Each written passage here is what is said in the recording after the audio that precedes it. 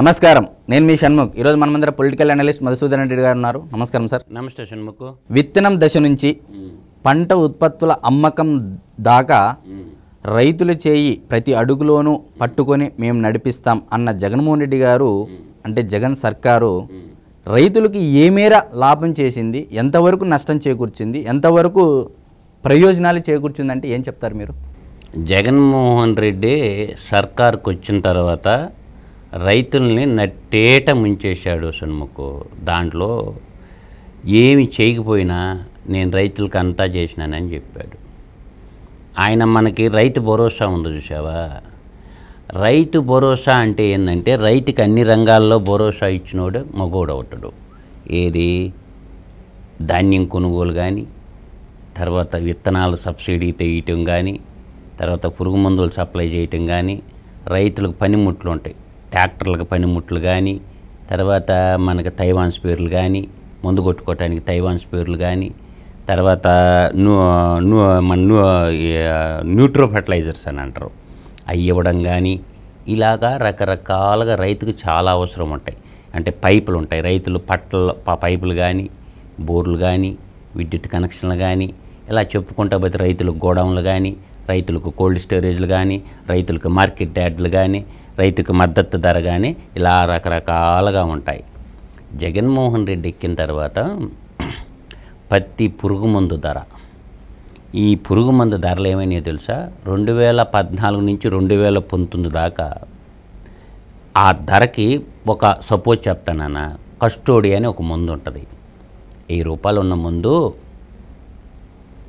3600, 4000 దాకిపోయింది. అంటే ఎన్ని రెట్లు పెరిగినట్టు? 3 రెట్లు దాకా పెరిగినాయి. పురుగు మందుల ధరలేమో ఆకాశాన్ని అంటిపోయింది. అదేవిధంగా రైతు కూలీల ధరలు కూడా ఆకాశాన్ని అంటిపోయింది. రైతు కూలీల ధరలు పెరిగేదానికి దేని మీద ఆధారపడి ఉంటుందంటే వస్తువుల ధరలు, అంటే నిత్యావసరాలు కొనుగోలు ఉంటాయి కదా, వాటి ధరలు పెరిగితే రైతు కూలీల ధరలు పెరుగుతాయి. ఇది ప్రధానమైనటువంటి సమస్య. ఇంకో సమస్య ఏందో చెప్పిన, ఈ లిక్కర్ ధరలు కూడా అడ్డగోలుగా పెంచాడు.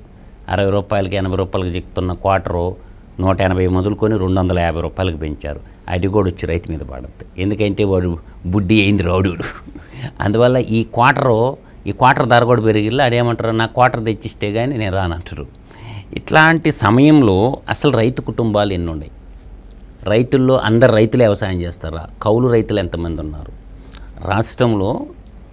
ఈ యొక్క లక్ష్య అంటే మనకి రైతులు, అంటే రైతు కుటుంబాల సంఖ్య 53.58 లక్షల మంది ఉన్నాయని మనం గణాంకాలు చెప్తుండే. ఎంతమంది? 53.58 లక్షలు. దాంట్లో కేంద్ర ప్రభుత్వం ఇచ్చినటువంటి వాటాను కూడా మనం క్యాల్కులేషన్ చేసుకోవాలి. ఇప్పుడు 13,500 రూపాయలు 6,000 మనం తీసేయాలి. ఏంది? అది కేంద్ర ప్రభుత్వం ఇచ్చింది కాబట్టి 6,000. ఇంకా జగన్మోహన్ రెడ్డి ఇచ్చిందంత 7,500. ఎంత ఇచ్చిండు? 7,500 మాత్రమే ఇచ్చాడు. అది చెప్పుకోడు, అంతా నేను ఇచ్చినాననే చెప్పుకుంటాడు. వీడిచ్చింది లేదు, సచ్చింది లేదు. తర్వాత మనకి వాటర్ పోవాలంటే పైపులు కావాలా. గతంలో చంద్రబాబు నాయుడు ప్రభుత్వంలో అంటే 20 అడుగులు ఉండే పైపు, హెచ్డిపి పైపు 2,500 డిపాజిట్ కడితే ఎంత? 2,500. 40 పైపులు ఇచ్చాడు. అంటే 40 పైపులు అంటే 4 2 ఎంత? 800 అడుగులు. 800 అడుగులు లెంత్ ఉండేటటువంటి హెచ్డిపి పైపులు ఎక్కడికెక్కడ ఓడ తీసుకోవచ్చు. మంచి పైప్స్ ఇచ్చాడు. తర్వాత ధాన్యం కప్పెట్టుకోవడానికి మంచి పట్టలు ఇచ్చాడు. ధాన్యం కప్పెట్టుకోవడానికి పంటలు ఇచ్చాడు. 50% సబ్సిడీతోటే రైతులకు కావాల్సినటువంటి తైవాన్ స్పేర్స్ ఉంటాయి, అవి ఇచ్చాడు. తర్వాత సబ్సిడీ మీద విత్తనాలు ఇచ్చాడు. అన్ని రకాల పంటల బీమా పథకాన్ని ఇంప్లిమెంటేషన్ చేశాడు. ఇప్పుడు ఈయన వచ్చిన తర్వాత పంటల బీమా లేదు, 0 వడ్డీ రుణాలు లేవు. పేరుకు చెప్తాడు వచ్చినానని, తీరా లెక్కపత్రం చూసుకుంటే కదా మనకి ఎంత అయింది. గతంలో వరికి 2014-19 మధ్యకాలంలో పెట్టుబడి ఒక ఎకరా వరికి ఎంత అయ్యేదంటే 25,000 రూపాయలు అయ్యేది. అదే మిర్చి అంటే కమర్షియల్ క్రాప్ తీసుకున్నాం, ఒకటి నార్మల్ క్రాప్ తీసుకుంటే దానికి 25,000 పెట్టుబడి అయ్యేది. మిర్చికి 1,50,000 అయ్యేది. ఈ జగన్మోహన్ రెడ్డి ఎక్కిన తర్వాత వరి పంటకి సెంట్రల్ గవర్నమెంట్ లెక్కలే చెప్తున్నా నేను, ఒక ఎకరా వరి ధాన్యం పండియాలంటే 40,000 ఖర్చు వస్తుంది రైతుకి. అదే మిర్చి పండియాలంటే ఒక ఎకరాకి 2,70,000 రూపాయలు ఖర్చు వస్తుందన్నమాట. అంటే ఒకవైపు రైతులకేమో ఖర్చులు డబల్ అయిపోయినాయి, కానీ గిట్టుబాటు ధర ఏమో ఎంత కాడికి అంతే ఉందన్నమాట. నేను అంత చేసినాను ఇంత చేసినానని చెప్తాడు కదా. ప్రతి నియోజకవర్గానికి ఒక ఫుడ్ ప్రాసెసింగ్ యూనిట్ పెడతానని చెప్పి జగన్మోహన్ రెడ్డి తన ఎన్నికల మేనిఫెస్టోలో పెట్టిండు కదా. ఏడన్నా ఒక్కటి కట్టాడా? ఇప్పుడు కౌలు రైతులు ఎంతమంది ఉంటారు? 24 లక్షల మంది కౌలు రైతులు ఉంటే వాళ్ళల్లో కేవలం 1,05,000 మందికి ఇచ్చాడు. మిగతా వాళ్ళు ఏమైపోవాలా? ఎక్కువగా ఆత్మహత్యలు ఏం జరుగుతాయి చూడక. ప్రతి సంవత్సరము ఇక్కడ ఏటా ఆత్మకు పాల్పడుతున్నటువంటి రైతుల సంఖ్య దాదాపుగా దేశవ్యాప్తంగా చూసుకున్న ఎక్కువ మంది కౌలు రైతులు ఉంటారు. ఏదన్నా ఒక రైతు చనిపోతే 7 లక్షల రూపాయలు చనిపోతే ఇచ్చే ముందు వాడు బతుకున్నప్పుడు ఇస్తే సరిపోద్దిగా. పంట నష్టపోయిన అనుకున్నా దాదాపు 50,000 కోట్ల రూపాయలు విలువైనటువంటి రైతులు పంట నష్టపోతే ఈయన మొత్తం మనకి ఎంత ఇచ్చాడు? ఎంత పంట నష్టం జరిగింది? 50,000 కోట్ల రూపాయలు పంట నష్టం జరిగితే ఈయన కేవలం ఇచ్చింది 3,261 కోట్ల రూపాయలు మాత్రమే ప్రజలకు ఇవ్వడం జరిగింది. అంటే పంట నష్టపరిహారం విపత్తుల నిధి అప్పుడు ఏమన్నాడు, నేను 4,000 కోట్లు పెడతానన్నాడు. ప్రతి సంవత్సరం 4,000 కోట్ల రూపాయలు విపత్తు నిధి పెడితే అంటే 5 సంవత్సరాలకి ఎంత కావాలా? 20,000 కోట్లు రావాలి. అంటే అట్లీస్ట్ 50% కన్నా వచ్చాడుగా. కానీ ఈ మగోడు చెల్లించిందంతా 3,261 కోట్లు విపత్తు నిధి కింద. ఉద్యానవన శాఖలు అయితే ఇది మీ పక్క రాయలసీమలో ఉద్యానవన పంటలు ఎక్కువ ఉంటాయి కదా. ప్రధానమైన ఉద్యానవన శాఖలో మొక్కలు ఫ్రీగా ఇచ్చేవాళ్ళు గతంలో. డ్రిప్ 90% సబ్సిడీతో ఇచ్చేవాళ్ళు. ఆ డ్రిప్ని మొత్తం ఎత్తేసాడుగా. డ్రిప్ని ఎత్తేసాడా లేదా? లేదుగా. కాబట్టి డ్రిప్ లేకపోతే హార్టికల్చర్ రంగం ఎలా ముందుకు పోద్ది? కాబట్టి సర్వనాశనం చేశాడు. జగన్మోహన్ రెడ్డి ఎక్కిన తర్వాత 2019 నుంచి 23-24 వరకు క్రాప్ హాలిడే, ఒక విధమైనటువంటి క్రాప్ హాలిడే అనధికారికంగా జరిగింది.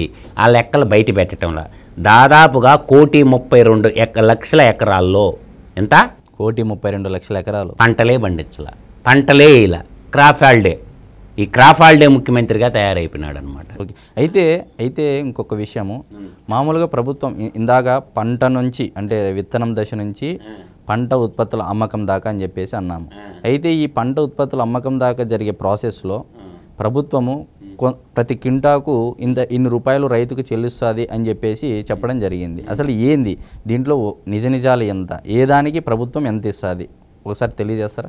నేను ప్రభుత్వం ఏంటంటే గోతాలు ఉంటాయి నాయన, రైతులకు ఫ్రీగా ఇవ్వాలి. ఈ గోతాలు అమాలి ఖర్చుల కింద రైతులకి రవాణా ఛార్జీల కింద ప్రతి కింటాకి 252 రూపాయలు ఇవ్వాలి నాన్న. వీళ్ళు ఏం చేశారంటే దొంగలు వీళ్ళ రైతులు 2 రకాలుగా నష్టపోయారు. ఒక కింటాకేమో తరుగుదల కింద ప్రతి కింటాకి 250 రూపాయలు అట్ట పోగొట్టుకున్నారు. ఈ గోతాలు అమాలీ ఛార్జీలు తర్వాత ఇంకేంది జీఎస్టీ, రవాణా జీఎస్టీ కింద ఇంకొక 252 రూపాయలు కేంద్ర ప్రభుత్వం డైరెక్ట్గా ఇస్తుంది రైతులకి. ఈ మనీ మొత్తం నాకేశారు నాన్న. రైతుల్ని ప్రతి కింటాకి ధాన్యానికి 500 రూపాయలు మిల్లర్లు రాజకీయ నాయకులు కుమ్మక్కై రైతుని సర్వనాశనం పెట్టారు. ఒక్కొక్క రైతుకి పంట పండించడమే ఒక ఎత్తు అయితే ఈయన కాలంలో ప్రభుత్వానికి ధాన్యం ఇస్తే 6 నెలల దాకా కూడా డబ్బులు రాలా. నాకే చాలామంది ఫోన్ చేసి అన్నారు డబ్బులు ఇప్పిస్తామా అని అడిగారు. ఎట్లా వస్తాయిరా ప్రభుత్వం కాడ ఆడండి డబ్బులు ముల్లే, వాళ్ళు తినడం జరిపాయి మీకు ఆడిస్తారంటే రైతులందరికీ తెలుసు ఈ విషయంలో. ఏ రైతన్న ముందుకొచ్చి నాకు ప్రతి కింటాకి ధాన్యం దోలిన ప్రతి రైతు గోని సంచులు కానీ అమాలీ ఛార్జీలు కానీ రవాణా జీఎస్టీ ఛార్జీలు కానీ ప్రతి కింటాకి ఎంత రావాలా? రైతుకు 252 రూపాయలు రావాలా. తర్వాత వీళ్ళు తరుగు కింద ఇంకొక 250 రూపాయలు, అంటే కింటాకి 500 రూపాయలు నష్టపోయింది వాస్తవం. ఆ ముసుగులో 6,000 కోట్లు కొట్టేసిన మాట కూడా వాస్తవం. అయితే ప్రభుత్వము ధాన్యం కొనుగోలు చేస్తుంది రైతుల నుంచి. మరి ఈ ధాన్యం కొనుగోలు విషయంలో ప్రభుత్వము నిష్పాక్షికంగా అంటే పారదర్శకంగా పని చేసింది, ఏమీ అక్కడ దోపిడీ జరగలేదు అంటే ఏం చెప్తారు? నిష్పక్షపాతంగా పని చేయలేదు అన్న, దాన్ని నో డౌట్ అబౌట్ ఇట్. మా బుచ్చిరెడ్డిపాలెం మండలం, నెల్లూరు జిల్లా బుచ్చిరెడ్డిపాలెం మండలం 3 పంటల బండే భూమి బుచ్చిరెడ్డిపాలెం మండలం రైతులు సోమశల ప్రాజెక్టు కింద 365 రోజులు వరి నాటుతూ ఉంటారు, కోస్తూ ఉంటారు, వరి నాటుతూ ఉంటారు, కోస్తూ ఉంటారు. ఆ చుట్టుపక్కల 8 మండలాలు ఉంటాయి. ఈ 8 మండలాల్లో 3 పంటలు పండుతాయి. అంటే 365 రోజులు పంటలు పండుతుంటాయి. అక్కడ ఏదన్నా ఒక రైతును ముందుకొచ్చి నాకు ఇచ్చాడని చెప్పమనండి, నేను ఒప్పుకుంటా. ఏంది ఎడవలూరు మండలం, కొడవలూరు మండలం, కొవ్వూరు, సర్వేపల్లి, బుచ్చిరెడ్డిపాలెం మండలం, అల్లూరు ఎంత సోమశిల ప్రాజెక్టు కింద 8 మండలాలు డెల్టా అంటారు అన్నమాట. ఈ డెల్టా మండలాల కింద తర్వాత కావలకు దగ్గరలో ఉంటుంది జలదంకి మండలం అని. ఆ రైతులు ఎవరు ఒకరు ముందుకు వచ్చి నాకు ఈ గోంచంచుల డబ్బులు 252 రూపాయలు ఇచ్చారు అని చెప్పమను. మళ్ళీ 500 తరుగు కింద ఇంకొక 500 అంటే 250 500 బొక్కేసి 6,000 కోట్లు రైతుల సంపదను లూటీ చేసిన లఫ్ఫుట్టుగాళ్ళు గవర్నమెంట్ అని మాత్రం ఘంటాపదంగా చెప్పగలను. ఇంకో ముచ్చట చెప్తాను. మనకి నేను 2 లక్షల బోర్లు వేసి ఎన్నే 2 లక్షల బోర్లు 2 లక్షల బోర్లు ఏట ఉచిత జలకళ పథకం జల సిరి జల కళ వేసి నేను బోర్లు మోటార్లు కూడా బిగిస్తాను, కరెంట్ కనెక్షన్లు కూడా నేను ఇస్తానని చెప్పాడు. ఏమైపోయినాయి ఆ బోర్లా? చూపిస్తాడా జగన్మోహన్ రెడ్డి వచ్చా? ఒకరోజు లిస్టు ప్రకటించమని రాదా? ఏది ఇప్పుడు బ్యాక్వర్డ్ ప్రాంతం ఉంటుంది నాన్న, రాయలసీమలో ఒక ఇక్కడ 1700 అడుగులు వేసినా కూడా నీళ్ళు రావు. అనంతపురం లాంటి జిల్లా, కర్నూలు లాంటి జిల్లా, కడప జిల్లా, సీఎం సొంత నియోజకవర్గం పులివెందుల్లోనే ఎన్ని బోర్లు వేయించుండు, ఎంతమందికి మోటార్లు కనెక్షన్ ఏది వద్దు నాన్న పులివెందుల నియోజకవర్గంలోనే బయట పెట్టమను. లేదు వాళ్ళ తమ్ముడు అవినాష్ రెడ్డి ఉన్నాడు కదా ఎంపీ కాన్స్టిట్యున్సీ 7 నియోజకవర్గాలు, ఆ లిస్టు బయట పెట్టమని అంటున్నాను. వీళ్ళు కేసుల కోసం ఢిల్లీ పోను, మోడీ కాళ్ళు పట్టుకోను, అదానీ కాళ్ళు పట్టుకోను, సిబిఐ కేసుల నుంచి తప్పించుకోవడానికి ముఖ్యమంత్రి పదవిలో కూర్చుండు కానీ రైతులకు న్యాయం చేయడానికి కాదు, పాడు కాదు. నేను అంటున్నాను కదా ఛాలెంజ్ అవినాష్ రెడ్డికి, తన కడప పార్లమెంటు పరిధిలో 7 నియోజకవర్గాల్లో ఎన్ని బోర్లు వేసిను, ఎన్ని మోటార్లు బిగించును, ఎన్ని విద్యుత్ కనెక్షన్లు ఫ్రీగా వేసినో కొంచెం చూపిస్తే కళ్ళతో చూస్తాం. లేదంటే వాళ్ళ సాక్షి పేపర్లోనే ఫ్రంట్ పేజీలో రైతుల సంఖ్య, రైతు పేరు, సబ్స్టేషన్ పేరు వేసి ఒక లిస్టు పెడితే ఈ ఎదవ సోదంతా ఎందుక? మా ఎంపీ కడప, నేను కడప కింగ్ అంటుండ కదా, నువ్వు కింగో బొంగో తేలిపోద్దిగా, పులివెందుల పులకేసివో తేలిపోద్దిగా. నేను అంటూ పాయింట్ అది. అయితే మామూలుగా ప్రభుత్వం కొనుగోలు చేసిన ధాన్యం రేషన్ పంపిణీ వ్యవస్థ ద్వారా ప్రజలకు పంపిణీ చేస్తుంది ప్రభుత్వం. మరి ఈ పంపిణీ చేసే వ్యవస్థలో దోపిడీ జరిగిందా లేదంటే ఏం చెప్తారు? పక్కా దోపిడీ జరిగింది. అది ఎడ జరిగింది కూడా నేను చెప్తాను. సెంట్రల్ గవర్నమెంట్ ఏం చేస్తుంది అంటే ఈ రేషన్ బియ్యం ధాన్యం లెవీ అంటారు, సేకరించారు. ధాన్యం సేకరించి రైతుల కానించి ధాన్యం మిల్లర్లు తీస్తారు. మిల్లర్ల కానించి మళ్ళీ పౌర సరఫరాల శాఖ ఏం చేస్తుందంటే బియ్యం ఉంటుంది. ఆ బియ్యం కొనే దాంట్లో ఇక్కడ మతలబ్ ఉంటుంది, వాళ్ళకి ఇవ్వాలి, లెవీ ఇవ్వాలి, వాళ్ళ ఒక ప్రైస్ ఉంటుంది అన్నమాట. ఈ ట్రాన్స్పోర్టేషన్ అన్నీ కలిపి 29 రూపాయలు సెంట్రల్ గవర్నమెంట్, 31 రూపాయి దాకా సెంట్రల్ గవర్నమెంట్ ఇస్తుంది. మనకు రేషన్ బియ్యం ఎంత పడుతుందో తెలుసు నీకు? 31 రూపాయి పడుతుంది. ఏది రేషన్ బియ్యం మన కాడికి చేరేళ్ళకి. దాన్ని ఏం చేస్తే ఉచితంగా ఇచ్చారు. కేంద్ర ప్రభుత్వం ఉచితంగా ఇస్తుంది ఆ రేషన్ని. రేషన్ కేంద్ర ప్రభుత్వం ఉచితంగా ఇస్తే ఈడిపోటీ వేసుకుంటాడు. అదృష్టం ఏందో తెలుసా? సొమ్ము ఒకటిది సోకు ఒకటిది అని సాగుతుంది చూసావా? కేంద్రం ఏమో ఫ్రీగా రైసు దుకాణానికి సప్లై చేస్తుంటే ఇటు డెలివరీ బాయ్ అంతేనమాట. దాంట్లో ఈడు పోటీ వేసుకుంటాడు. అర్థమైందా?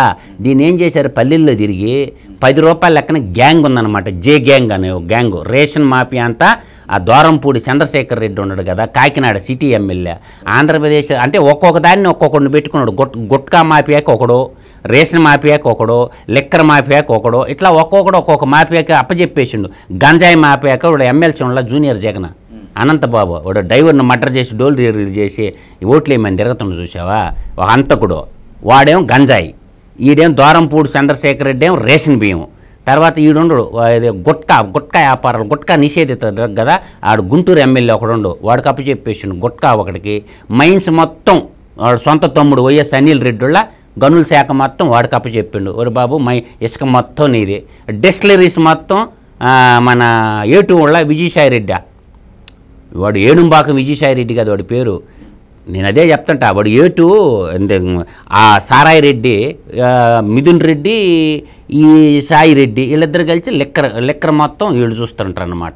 ఇంకా మైన్స్ చూసినాం అనుకో, గనుల శాఖ మొత్తం ఎవరి చేతిలో ఉంది? పెద్దిరెడ్డి రామచంద్రారెడ్డి చేతిలో మైన్స్ పెట్టాడు. విద్యుత్ శాఖ ఎవరి చేతిలో ఉంది? పెద్దిరెడ్డి రామచంద్రారెడ్డి, మళ్ళీ అవినాష్ రెడ్డి విద్యుత్తు.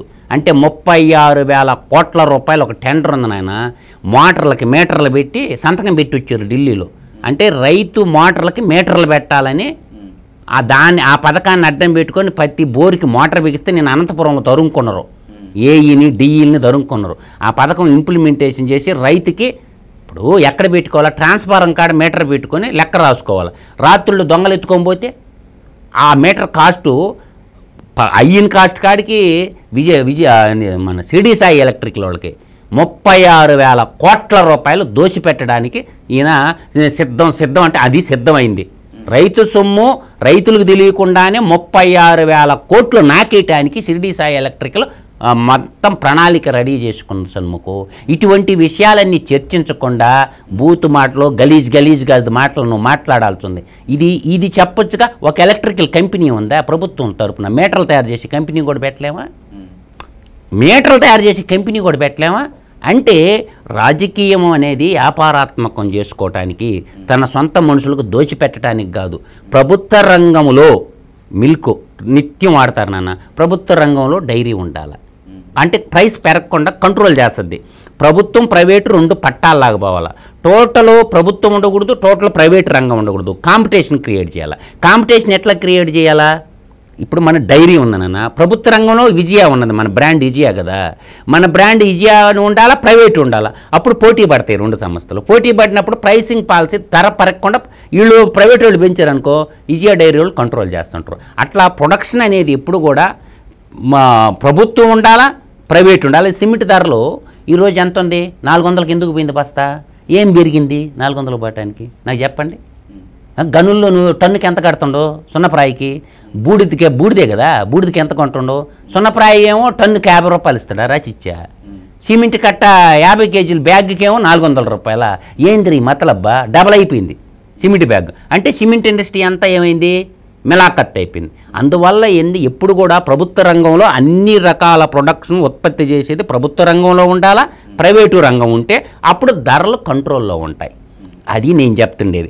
ఈ రేషన్ బియ్యం అడగాలి చూసినా, వీళ్ళు ఎట్లా చేస్తారు? నేను 10 రూపాయలు సేకరిస్తున్నానా, ఇది సత్యం. దాన్ని ఏం చేస్తున్నా, స్థానికంగా ఉండే ఎమ్మెల్యే కాడ ఒక గూడు పుట్టానికి 25 రూపాయలకి వాడికి పోతాయి. ఇది 25 రూపాయలు ఫైనల్ ఫిగర్. ఆ నియోజకవర్గం పరిధిలో ఆ రేషన్ మాఫియా చేసేది 25 రూపాయలు.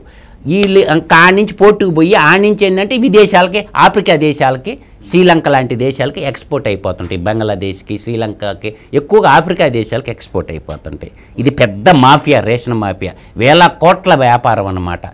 అందువల్ల నేను అంటుండేదంటే, రైతులకి ఏమి చేసింది లేకపోయినా నేను మీ బిడ్డ అంటా కదా, ఇది బిడ్డ కాదు, ఆంధ్ర రాష్ట్రానికి నేలకు పుట్టిన క్యాన్సర్ గడ్డ. మరైతే ఈరోజు విత్తనం దశ నుంచి పంట ఉత్పత్తుల అమ్మకం దాకా జగన్మోహన్ రెడ్డి సర్కారు రైతులకు ఏ మేర లాభం చేకూర్చింది, నష్టం చేసిందా అనే అంశంపై వారి అభిప్రాయం తెలియజేశారు. మరొక అంశంతో మళ్ళీ కలుద్దాం. నమస్కారం.